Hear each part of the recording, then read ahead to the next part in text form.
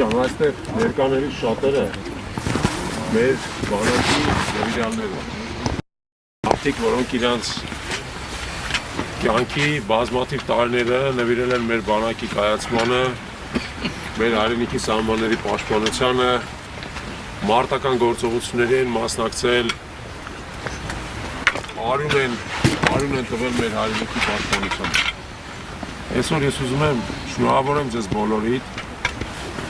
մեր բոլորին իրականում, որովհետև մենք բոլորս մի ազգ բանակ ենք և բոլորս ովքեր այստեղ ներկա ենք, այդ բանակի մասնիկներն են, ամենևեկս մեր ձևով։ Եվ ուզում եմ նաև ձեզ հիշեցնեմ, որ մեր բանակը մեր երկրի ողնաշարն է, քանի կա մեր բանակը, կա մեր երկիրը, մեր հայրենիքը, մեր պետությունը, ուստի մենք բոլորս պետք է լեցուկ լինենք մեր բանակին, պահենք, փայփայենք այդ, հզորացնենք և համոզված լինենք, որ մեր ապագայի դուռը բացվելու է ուժեղ բանակ ունենալով, ուժեղ պաշտպանական համակարգ ունենալով, բոլորս իրար շուրջը համախմբված լինելով։ Մեր այդ հաշվի կնստեն և մեր իրավունքները կճանաչեն, եթե տեսնեն մեր ուժը։ Իսկ մեր ուժը առաջին հերթին արտահայտվում է մեր բանակի միջով։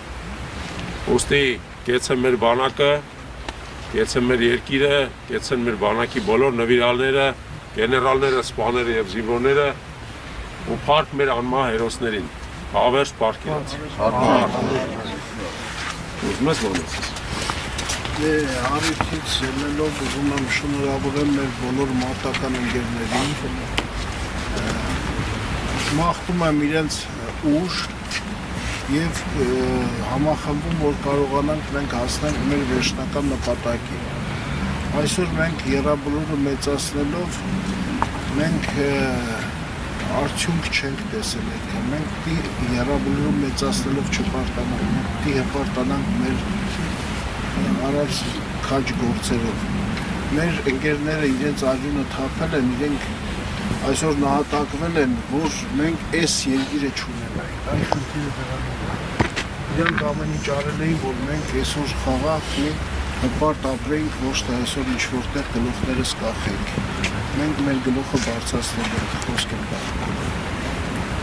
Շնորհավորում եմ նորից մեր բանակի բոլոր սպաներին, Պայեստազորի բոլոր սպաներին, պատերազմով անցած բոլոր տղեկին։ Շնորհավոր։